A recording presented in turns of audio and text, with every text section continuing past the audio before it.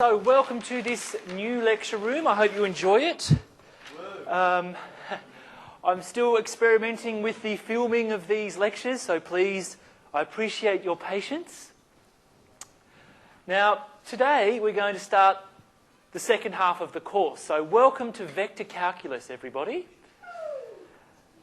We're going to start off with a little bit of motivation. We're going to introduce the concept of a vector field and also look at so-called flows. Okay, so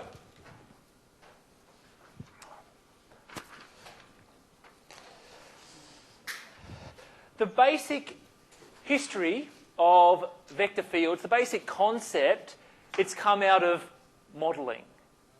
Okay? With a vector field, we can do lots of things. Okay, we can, for example, describe fluid flow, calculate the work done by forces on objects that move. Now, some of you may have heard of a vector field. There are vector fields all around us. For example, there's vector fields acting on us right now. Gravitational vector field, for one. Magnetic vector fields. Velocity fields. Okay, and so on. Now, in particular in applied maths, it's natural to consider a vector attached to each point in a given region. Okay, now loosely speaking, this is what we call a vector field. Okay, so in the following picture, you can see we're in three-dimensional space here. At any point in space, we have a vector associated with that point. So in this context, you can think x is the position vector, x, y, z. F is some vector field. The input to the vector field is itself a vector, a position vector. And the output is a vector. So you can think of this vector F, at least in this picture, to be mapping r cubed back into r cubed. Right? You put in a vector, you get out a vector. It's a generalization of the functions that you know. Now, mathematically speaking, what is a vector field? Well, here I've made it a little bit more precise and provided an example for you. So the elements, or I guess the components of the vector field are functions themselves. So f1's a function of three variables, f2 and f3 are as well. Each of these are real valued functions. So the components are real valued. Altogether, they make a vector field. Now, some people like to write it in terms of i's, j's and k's. Some like to write it as an ordered triple. Some people even like to have these sort of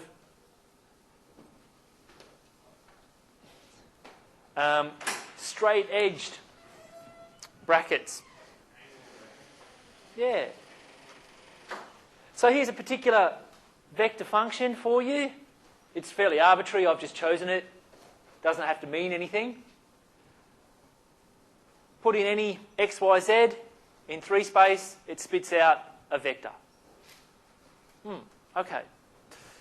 All right. In 2 dimensions, it's even simpler. So here we're working in the plane, the xy plane. Okay? So our vector x is just xy, and we've got 2 components, an I component and a j component. All right? And again, here's an example of a vector field in the plane.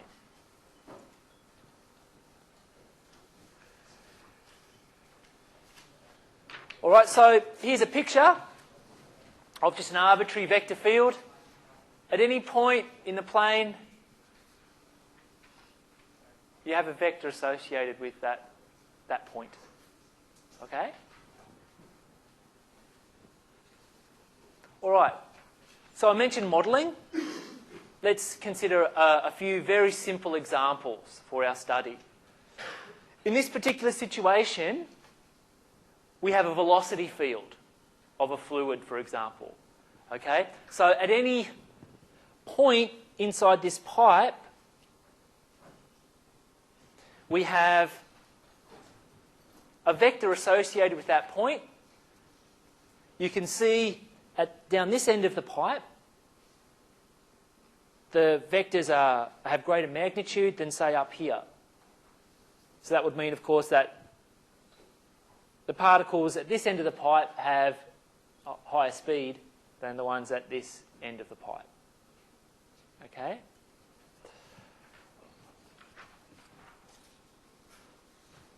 All right, in engineering, you may go into the wind tunnel and test your designs. Here we have the cross-section of an aircraft wing. Okay? And you can see here that the little arrows, again, represent a velocity field. Now, here we mention streamlines. Anybody know what the streamlines represent? Yes. Well, not precisely. I guess the streamlines, which are these black lines, would be just the motion of a particle. If we dropped a particle in there, and say it was here, started there, then the particle would travel along the black line associated with it. Okay? Okay.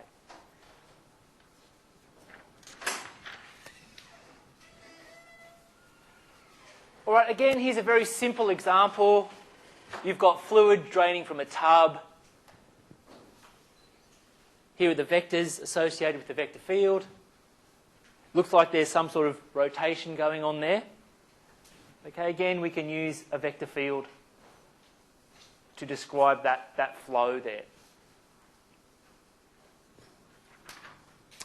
Another simplified example is the flow of heat.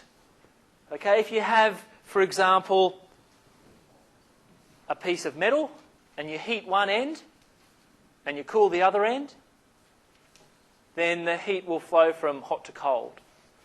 Okay, you can produce that by getting a temperature function and taking the gradient of that temperature function. All right, and then looking at the flow of that gradient function, I guess. All right, again, a very simplified example. Here we've got the cross-section of a channel with water flowing through it. These red arrows represent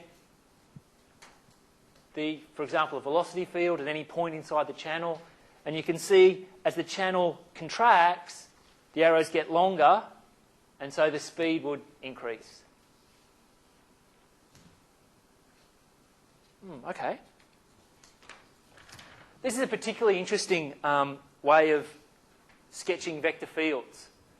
Now, if you look closely at this diagram, you'll see that the arrows, or the magnitude of all the arrows, have the same length, right? They're the same. But what they've done here to differentiate between large magnitudes and smaller magnitudes is colour. Okay, you can see here that the yellow represents large magnitude type vectors, whereas the blue represents smaller magnitudes. And this particular example represents the wind velocity throughout parts of the Earth. Okay, so up here you've got a storm, down here you've got a storm. Okay? All right, very hard to draw though, those ones by hand. Very hard to draw. Yes, yes. All right, so let's look at some concrete examples of vector fields.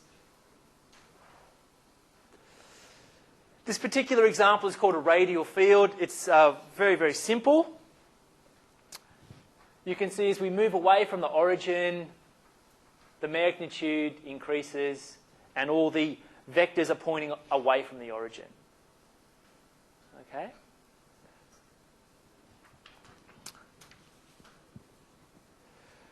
This vector field is called a spin field. Okay, you can think of this leading to rotations. Okay, it looks like we've got some sort of rotation in our vector field here. Right, this is, of course, this is the way we've defined this vector field. And of course, when x and y are 0, then the vector field's not defined.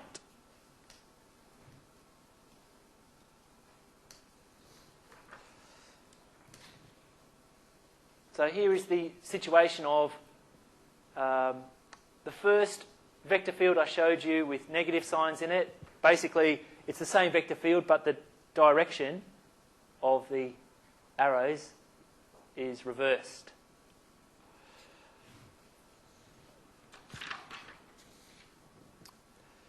Here is another simple vector field. Again, it looks like there's some sort of rotation going on around the origin there.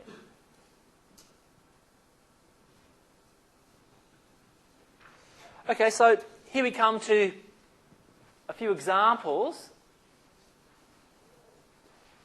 We want to see if we can sketch a given vector field.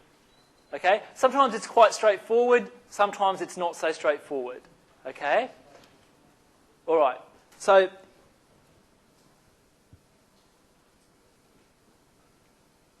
see that? Our f is a constant vector. All right, so no matter where we move in the plane, the vector field is still going to be the same. Okay? So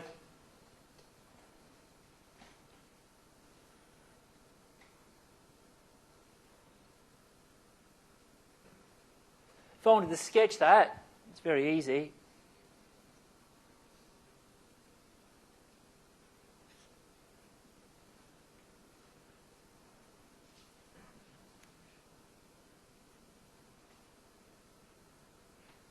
So, no matter where you are in the plane, the force being exerted at a point is a constant force in this case. All right? Very simple. Very simple. Okay. Now, here, this one's a little bit more complicated. Sketch some vectors in the plane associated with the following vector field, 2xi. Okay. Now, notice here that there's no, well, the j component is 0. Right? So, we would think that our vectors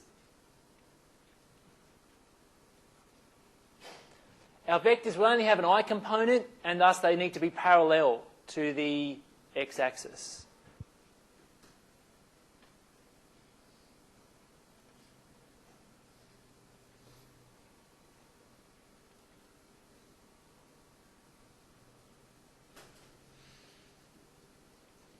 Okay? Now,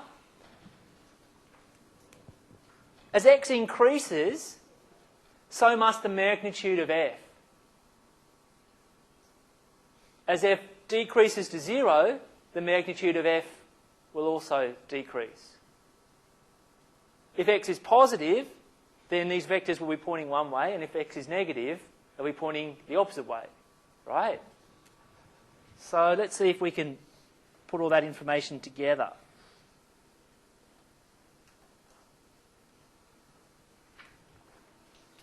Okay, well, when x equals 0, there's not much happening here, is there? So there's just dots, really.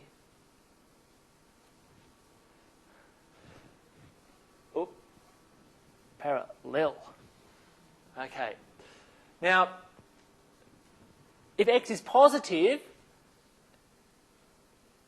then our vectors will be pointing this way. And as x is positive and increases, the magnitude of f also increases. Oop, these should all be the same length. Okay. Now if x is negative, it's just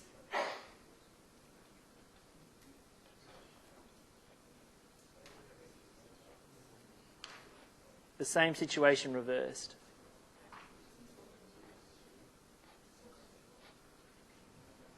Okay? Questions?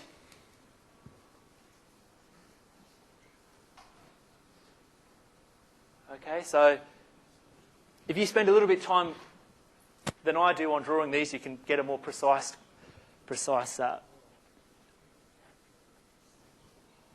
set of vectors here. Okay, all right.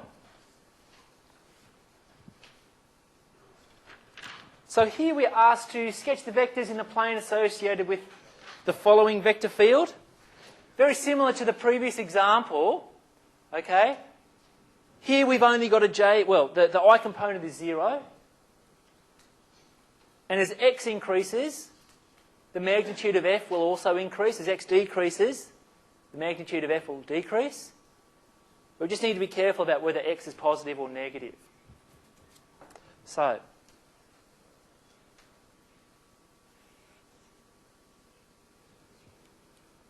now because we only have a j component there, our vectors will be parallel to the y-axis.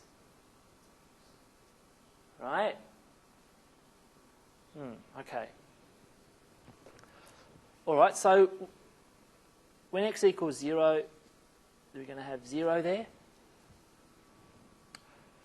When x is small and positive, this is going to be small and negative number times j. So it's going to look something a little like this. As x increases, the magnitude is going to get bigger. Now, if x is small and negative, we're going to have a positive number times j, right?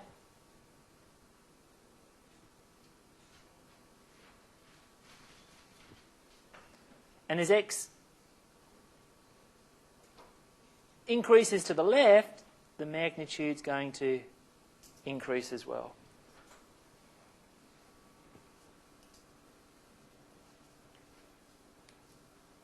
Okay, so fairly straightforward. In fact, you'll probably, the more of these vector fields you see, the more comfortable you become recognising them. Just like you can easily recognise the graphs of simple functions of one variable. Okay.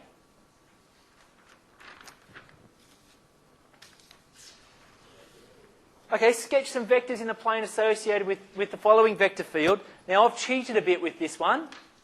I've actually gone to Maple. So you can plot vector fields in Maple. It's very good to do so. Here it is. Let me get this ready for you.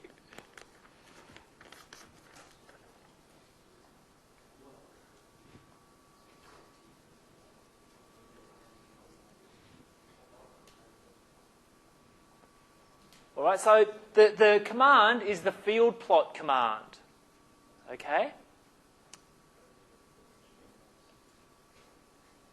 All right, it's a bit hard to see here, I know, but this says field plot. Okay? And you can see that Maple can produce quite detailed graphs here. I've made it so the arrows are quite thick in this printout, but if you prefer thin arrows, you can do that too. All right? Now, how would you actually sketch this vector field if you don't have Maple? Well, a good system is to plot the vectors along the axes, and then, for example, plot the vectors along the line, say, y equals plus and minus x. Okay? All right. So that way you reduce this down to essentially just x's or y's.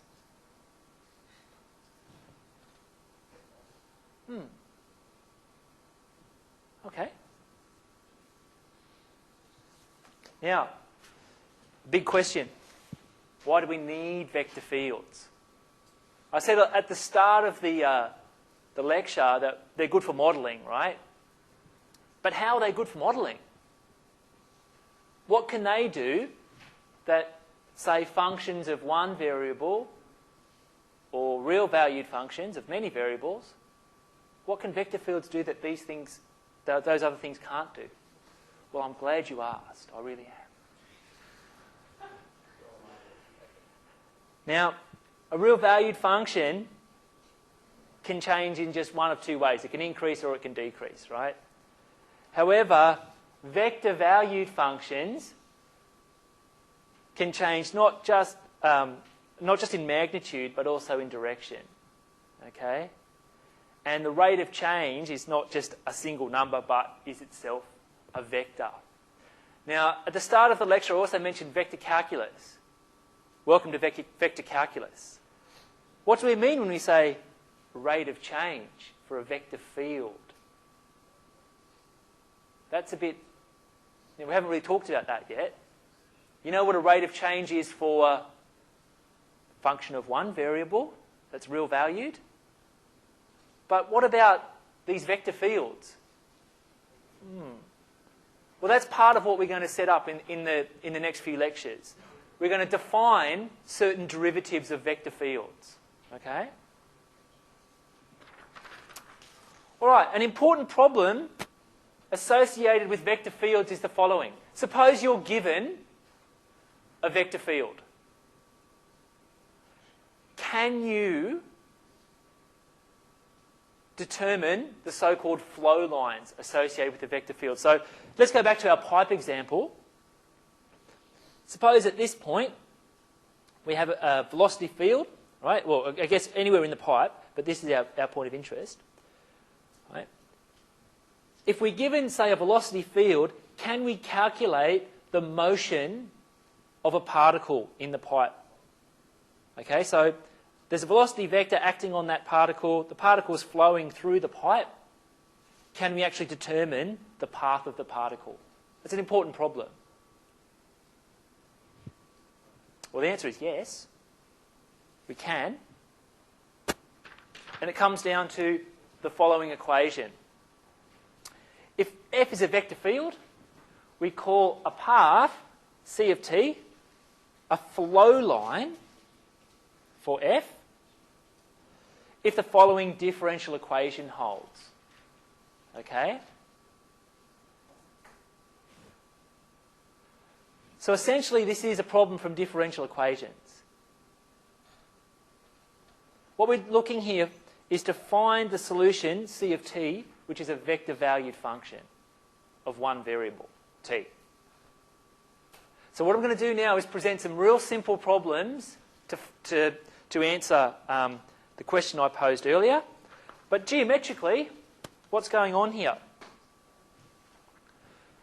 Well, you can imagine all these arrows associated with a vector field in the plane. And if we have some sort of initial condition, then the flow line will pass through here and be tangent to all the vectors associated with the vector field f. Okay? So geometrically, that's what we mean by a flow line. So you can see it's threading its way through the vector field. Okay.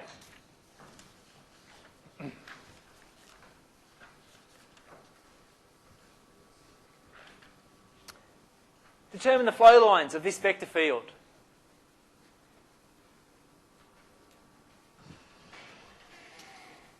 So essentially, we solve the following problem.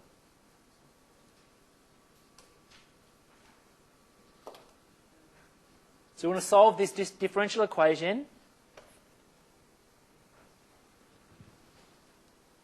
for c of t.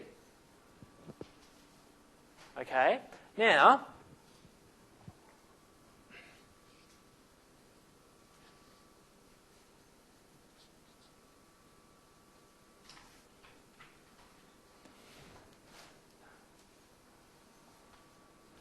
if C of t is x of t comma y of t, C dash is just x of t, x dash of t comma y dash of t.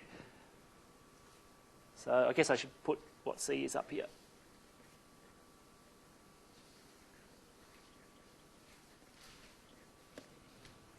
Okay, so we solve the following. All right, it's x dash of t, y dash of t equals, all right, that'll be y of t minus x of t. So we have a system.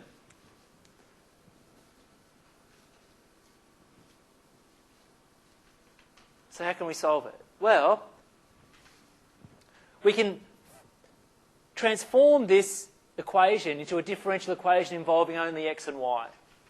All right, this is dy dt, this is dx dt. I can divide the second one by the first one, no, the first one by the second one, and I'll get the following. dy dx equals minus y on x. Okay, so what I've done is I've substituted out the dt's, really.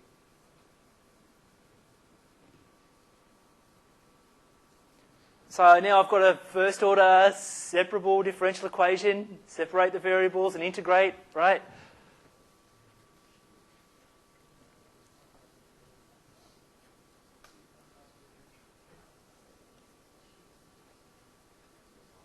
We obtain this, which we can easily solve.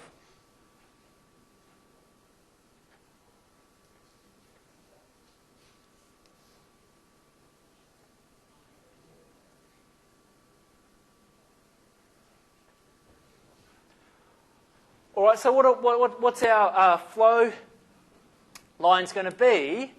Well, this is just the equation. If I rearrange it, I'm going to get the equation for a circle, right? Concentric circles with a centre at the origin.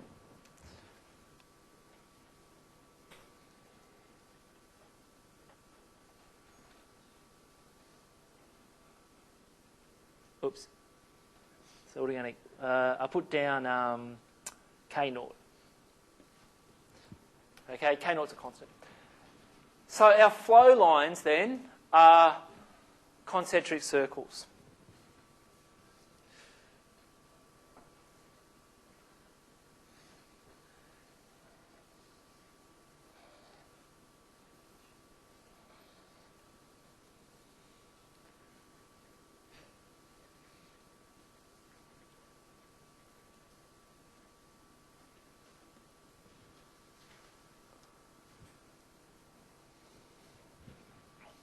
Okay, if you wanted to write that back in terms of the vector function c, you could just write it in something like this.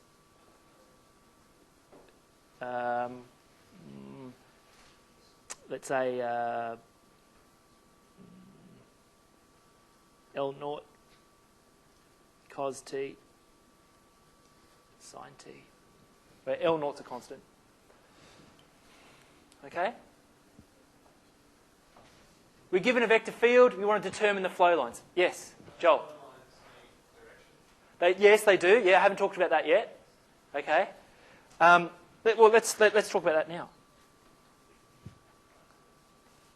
So the question is, what about the direction of these flow lines? Which direction are things flowing? And are they flowing sort of counterclockwise or clockwise? Let's take. Well, I guess it comes back to.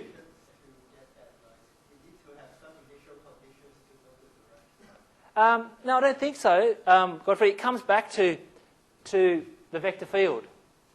Okay? It comes back to the vector field and the direction of this vector field. Because remember, these lines are tangent, and the vector field has a direction at any point. The vector is associated with it. Okay? You're right. We could. I know what you're trying to say. We could determine just one of these flow lines for a given initial condition in many cases. So I think that's what you're trying to say, right? Yeah. Follow-up question? All right. Okay. All right. So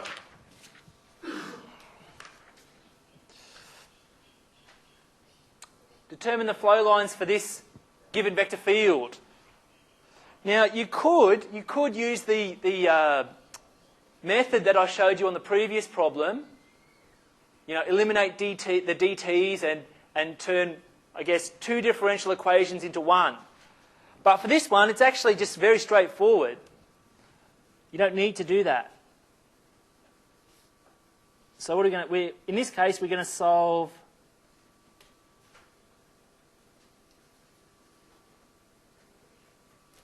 the following. Okay, so nothing really too challenging about that.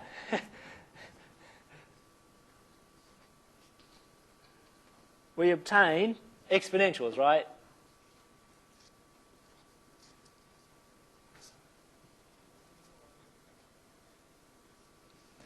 So if A and B are constants,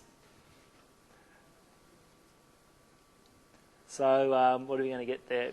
We're going to get y equals cx. If I substitute out the e to the t's, I can form a new constant c, so I get these lines here. All right. So what do the flow lines look like then? Well, they're just going to be a set of straight lines passing through the origin, depending on what c is. We don't know what it is. It's arbitrary.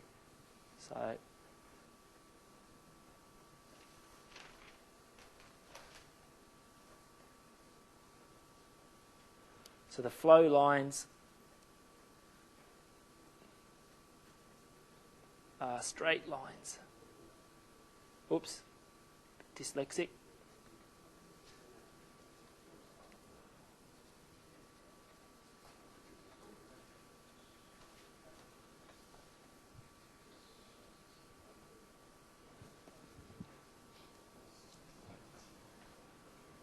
Okay? Now, you may think, well, let's get back to Joel's question about the direction of these flow lines. Okay? If you draw the vector field, remember this is just the radial vector field. It looks something, I put it up before, but it looks something a little bit like this, right? Whoops. Now, you can put together the direction of these flow lines just by going back to the vector field, remembering that the vectors and the flow lines are tangent, I guess, right? These things are tangent to each other, and you see how they're pointing away from the origin. So we'd expect the actual flow lines to have the same direction, right?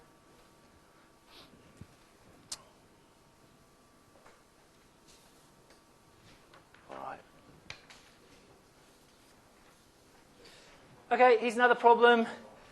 Determine the flow lines for this particular vector field. So we solve the following. So it's going, in this case, it's going to be x dash of t, y dash of t equals x of t, x squared of t.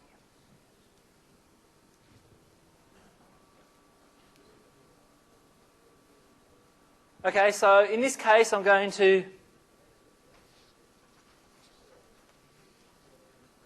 substitute out the dt's. So we're going to get something like this. dy dx equals x squared on x, which is just x.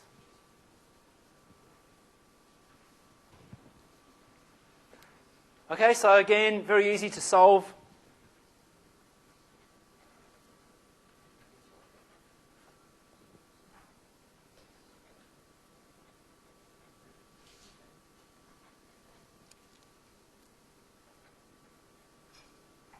We are going to obtain something like parabolas, right?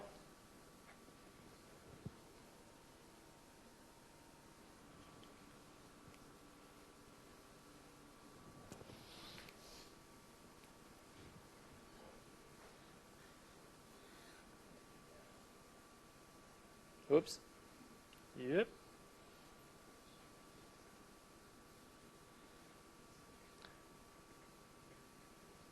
flow lines are parabolas.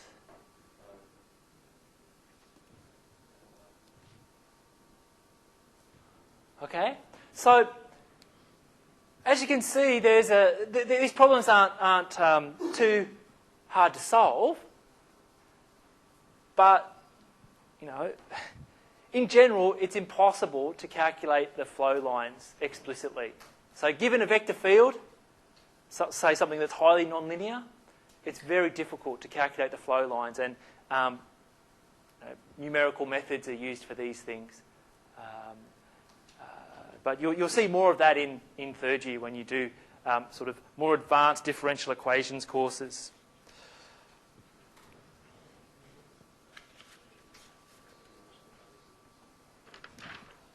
Okay, one more. Determine the flow lines for this particular vector field. So we want to solve the following.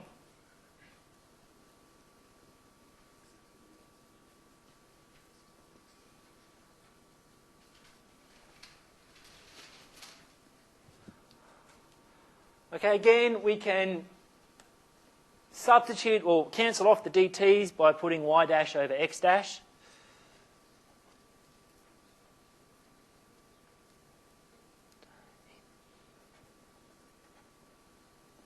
So we're going to get y squared over y. Okay, so again, it leads to a very simple first order ODE. So y is going to be something like an exponential times a constant. Okay, so what are our flow lines? Well,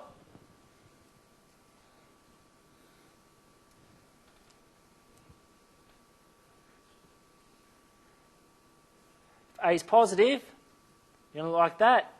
If A is 0, they're going to lie along the x-axis.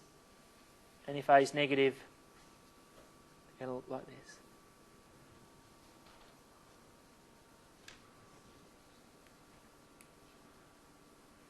Okay, so that's a brief introduction to vector fields. Now, you're going to see a lot of vector fields during this course. You need to get comfortable with them.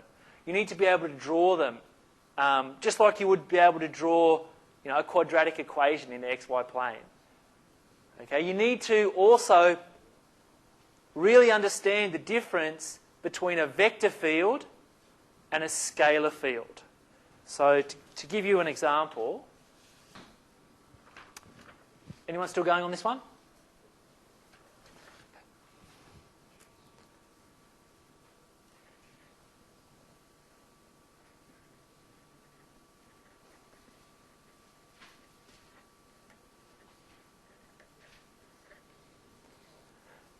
This here is not a vector field. It is a scalar field. Because if you put any x, y, z into this, it spits out a real number. Okay? However, the following is a vector field. Because if you put in any x, y, z, it'll spit out a vector. Now, a lot of people take vector calculus, and they've done a little bit of several variable calculus, as you've done, and they still really don't understand the difference between a scalar field and a vector field. Okay? That's priority number one, as far as I'm concerned. You can't be expected to manipulate these things, to use them to your advantage, to perform analysis on them, if you don't really understand their basic nature. So, questions? Questions? Comments? Observations?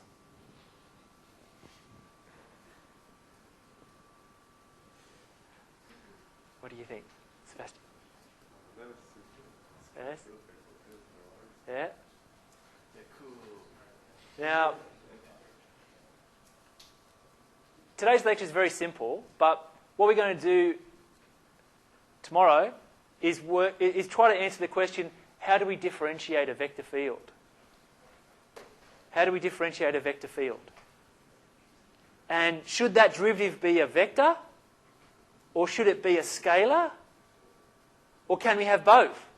Can we have one for each? Yes? Well, we already know how to derivate a scalar field.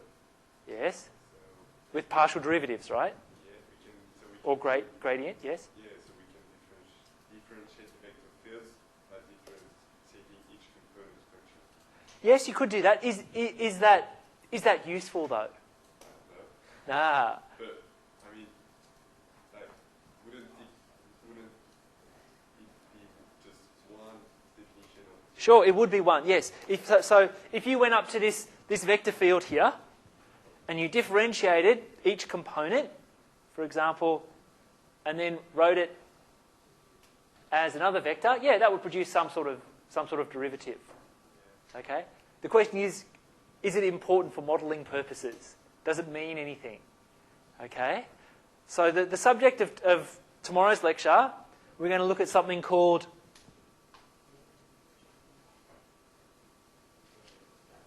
divergence. And we're also going to look at something, this is next week, called curl.